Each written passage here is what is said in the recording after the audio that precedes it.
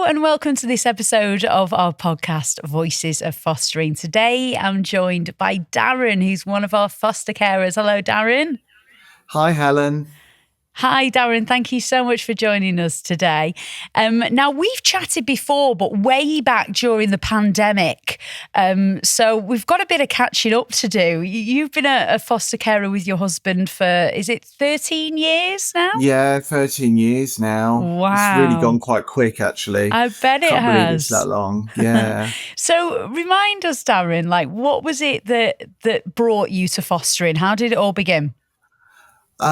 So both myself and my husband had jobs where we helped a lot of people a little bit. And sometimes that's frustrating. So he was a teacher and I worked for YMCA with older kids. And we both just used to feel like, we're having an impact, but we're not having the impact that actually really helps and transforms lives. And so we kind of looked at our options and we just thought actually fostering seemed like the right thing for us. So rather than helping lots of people a little bit, we wanted to help a few people a lot and really change lives. Absolutely love that. I've never really thought about that before. So helping a lot of people a little bit, instead you wanted to help less people, but more. Because you felt like that was more impactful. To have an impact. Yeah, impact is the word. Yeah. Yeah. So how did it all begin then? We weren't sure. Like 13 years ago, we just weren't fully sure how it would all work, and actually even being a gay couple, whether we'd be accepted for fostering and stuff. So we went to a seminar day up in London, and it was called like the Alternative Family Show or something similar to that. And we went to various talks. And we met different agencies who had stands at this event. And we spoke about fostering, and we were on the train home. We were like, yeah, we're dead certain on fostering. So we booked to go with a few of those agencies, had like home visits with them. And we didn't actually like any of them. It felt very much that they would put up with us being gay rather than embrace us being gay carers. Okay. Yeah. And so we just left it, and about a year passed, and then I was sat in the barbers, and my hairdresser said to me, did you ever do the fostering thing? I said, actually, no. And I told her the reason why. And the person sat next to me having their hair done said, you really need to go with He Farm, because everything you're saying that you want is what they offer. And so we called them up. We went to visit them the following week. And we were on the Skills to Foster the following day. So we were really impressed. It was everything that we were looking for. Yeah. And we've not really looked back ever since. And Darren, do you think there still is, or there still are people who think that as a same-sex couple, you can't foster? Do you think there is still that attitude? Yeah. Yeah. So I don't... what I don't come across is people that say you shouldn't be able to do it. That's disgusting. Right? It's not. There's none of that. Yeah. But when you get chatting with other gay people, I don't think they really realise it's much of an option for them. So whether it's just not on their radar, or because people speak about like, oh, I'd love to have baby by IVF or adopt or whatever, but fostering just doesn't ever seem to come into things. And I think that's why I'm quite keen on advocating, because I want everyone to know that it's an option, because it's been brilliant for us. Yeah, really, so really you say brilliant. at the start of your journey you were welcomed with open arms, and how did that go then with your assessment process? What was it like? I loved our assessment process. I really, really enjoyed it. It's a real kind of deep dive into your life, but in a really gentle, supportive way. And actually, I'd say me and James really learned a lot about each other through that process as well. And you reflect and think about your own upbringing, and you sort of think, oh, okay, what would I do differently? What would I do the same? And it really prepares you for what might come through the door. And it helps to open your mind. So we found it to be a really positive experience. And we loved the Skills to Foster at the beginning. So it's called something different now, I think.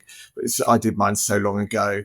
But actually, it was fantastic to kind of learn and consider all the different parts that fostering might bring. Really opened our eyes and got us ready for what was to come. Yeah, because there are a lot of, it is still skills to foster, and there is a lot to learn. There's a lot of training there, because I think you're quite passionate, aren't you, Darren, about treating foster carers as professionals. You know, you're doing, it's more than a job, but you are doing a job, aren't you? Mm-hmm.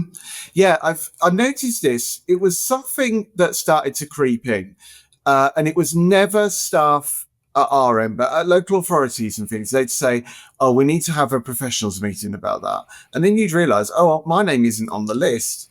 And to some people, foster carers just weren't regarded as the professionals. And I think, no, actually, we're probably the most professional. So if you consider, what does professional really mean? It means turning up every day, it means being there, it means excellent record keeping, following legislations, advocating for what's needed, managing, budgeting. All of that is foster care. Actually, I'm just as professional as anyone else sat in that room. And I'm probably, when we're in their room speaking about the child, whoever that child might be, I'm probably the one that knows them the most. So in a way, I regard myself as one of the most important professionals. And I think that really matters, because for everyone to have the confidence to sit in a meeting and say the truth, which is hard to do, but is really important, because these kids have already had a hard time before they've come into foster care. We need to do everything we can to make their life better. Yeah. And it sounds like, Darren, like you're so proud of being a foster carer. You must feel really proud when, you know, like when you tell people what you do, or you have to fill out a form, or, you know, how does it feel when you tell people? Yeah, I am really proud, actually. It's the biggest success of my life. And it's just been the most life-changing thing for us and the children that we've cared for. And like, we're still in touch with our first foster child. He's now 21. He just lives around the corner. We see him all the time. We're still his dads. He's round at ours for a week, and we holidays together and all that. So yeah, when I see him and I think, wow, we helped turn him into who he is and where he is now, that makes me feel proud. And I tell you what else makes me feel proud is the type of fostering that we do. So we do long-term fostering. So sometimes you'll meet people and they'll say, "Oh, foster care, that's amazing. How many kids have you looked after?" Obviously expecting like a really high number, because I think the perception of foster care is that, oh, it's just a churn of kids, and, you know, wow, you've looked after 500 children, but for maximum of like a week at a time. Well, no, actually, we've had 4 long-term children that have lived with us, and we've had a real impact, and we are a cohesive family unit. And unfortunately, for whatever reasons, varying reasons, they couldn't have that with their biological families, but we've given them that. And some far more. I'm really, really proud of our low number. As much as I would be if I was doing a different sort of foster care, which also has its place, with the high number. But really, I just love it. Like, the years just gone by. So since last time I spoke to you during the pandemic, we've got 2 siblings that have moved in with us now. And they've been with us for a few years, and just to keep them together as a unit, but to embrace them within our wider unit, it's kind of magic. I really like it. And you've really fulfilled that mission, haven't you, Darren, of helping less people, but more. Yeah, that's how it feels. That's definitely, And and to be honest, they've helped us. Like, the development that we've had, and the things that we've learned, and the fun that they've brought to our lives it's immeasurable. It's been really great. Yeah, thinking back, Darren, to the people that you and your husband were before you were foster carers, would you say you're different people now? 100%. Yeah. So I'm a lot more confident than I used to be. And I feel like that's come from a place of, sometimes it's quite hard to like advocate for your own needs. It's far easier to advocate for a child in need. And so actually that kind of gives you practice of no, I need to speak up. And this isn't about me and my low confidence levels. This is about meeting the needs for the child. And that can sometimes be something really simple, like just going in and having a chat with the class teacher and saying, it's not quite working out for them at the moment. Can we make a change? Or they don't like coming in on a Thursday. Can we problem solve together and work out what is it on a Thursday about school that they don't like? And actually everyone has then been really receptive to that. So then that builds your own personal confidence because you feel like that's gone really well. I've met their need. And then the following week when they go in happily on a Thursday morning, it just feels like such a big win for them. But also for me, yeah, it's been really nice. Yeah. And, thinking back, Darren, to that time in the hairdressers where, you were inspired by somebody else, really, weren't you? Like just a chance meeting. Do you think you've influenced anyone else in a similar way? Like, yeah. So I had a friend that I went to university with, which was 20 years ago now. And we were just Facebook friends in that way that you don't really see each other much. But she had got married and stuff, and we were I just sent her a message just saying, oh, congratulations. And she said, oh, I've been meaning to message you because we've been thinking about fostering ourselves, and really, really similar situations. So he was a TA in a school, and she worked for a refuge, working with children in a refuge. And in a very similar way, they were just drawn to making a bigger change to less people. It was a lot of similarities there. Yeah. And so, they came round. They came for dinner. They had dinner with us and our children and just kind of got a feel for it. And then they applied the following week and then they were approved as foster carers. Amazing. So, yeah, it's been really nice. And I'm fairly sure that there's been other people in my life who I think they'll go for it when the time is right for them because they've seen how much he's brought to our life. So they might not be at that point yet, but I think it will happen for them. Yeah. And, obviously life's an up and down journey, isn't it, Darren? And there's challenges. What would you say have been some of the challenges as part of your fostering journey and how have you overcome them? So probably the biggest challenge, I suppose, was when we had our first foster child, who's the one who's now 21. And within that first year, I got diagnosed with multiple sclerosis. And that was quite hard for me to take. And I very much felt like that would be the end of my career. I was really worried about him being removed from us and what impact that may have. And actually, I couldn't have been more wrong, thankfully. The agency have been really embracing and really just put a lot of support into place if it's required. It was a lot to get my head around. Yeah. And so I had extra therapy from the agency, had like extra home visits, and we really kind of put together quite a good plan in place for me to have a bit of time to get my head around it, but then also how it might impact me moving on. And so in the long run, we made the decision that actually my husband would also leave his job. And we had an extra foster child, and it was just the best thing we ever did. So it's really interesting how from really bad news has come like the most amazing outcome. Yeah, it's been really, really good. Yeah, I think it's important to realise that, isn't it, Darren, that you become a foster carer, but that doesn't mean that life stops, and it's like, right, you've got foster children living with you now, like that's it. Things happen, health struggles happen, life happens, and you can definitely adapt and move with those changes, can't you? And your fostering support network and your agency help you with all that, don't they?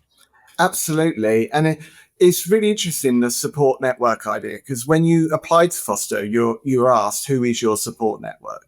But I think what's easy to miss out is your future support network. Yeah. All the other foster carers who are local to you, you meet each other, you go to activities together, you have support groups together, and you really get to know them, and you're all in that same boat together. And so, like, it's now I find myself in a situation where, as new carers come through, I'm the one offering the advice. But when I started, I just soaked up every bit of advice I could get from every direction. And we've made some of our best friends through fostering. And that's been also quite life-changing for us. Yeah. So you think, oh, okay, I know who my support network will be. That it does change over time because it's people who get it. So I think that's really high up there for me as being a foster carer. And I think sometimes when you go for a rough patch, and maybe that's like your personal life. So I'm thinking of a carer who a relative of theirs passed away over Christmas, and actually all of the carers pulled around them and like, okay, can we help you in practical ways? Can we help you in do you want to go for a coffee and have a chat? Do you want us to take your child out for the afternoon and give you a break and also give them a sense of fun? And because you all know each other, that just feels like a really normal, organic thing. So it's not like, oh, the child's being sent somewhere. Actually, a child wants to go because you're all with each other all the time. Yeah. It's a real community feeling here. I imagine there's a WhatsApp group, isn't there, Darren? Oh, yeah, plenty of WhatsApp groups. Although I don't like them. I try and keep out of them. But yes, I'm sure there are plenty. But there's always people there to help you, isn't there? Absolutely. What would you say, Darren, looking back over the past 13 years, has been the highlight? What's been the best thing about your fostering journey so far? There are so many. It's hard to choose. And it's the little things. It's the really... so sometimes, like, I remember